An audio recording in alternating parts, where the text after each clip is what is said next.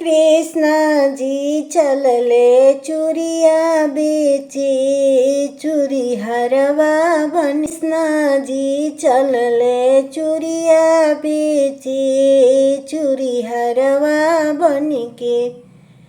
ले लो ये राधा रानी, चूड़ी है प्यारी प्यारी। ले लो ये राधा रानी, चूड़ी है प्यारी प्यारी। ये अब नाई है चूड़िया बेचे, चूड़ी हरवा बन के।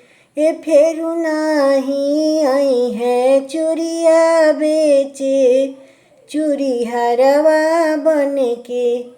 कृष्ण जी चलले दहिया बेचे, गोवाला बन के। कृष्ण जी चलले दहिया बेचे, गोवाला बन के। ले लो ये राधा रानी, दही है मीठी मीठी।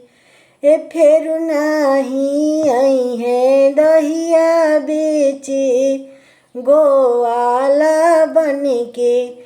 ये फेरू नाही आई है दहिया बेचे, गोवाला बन के।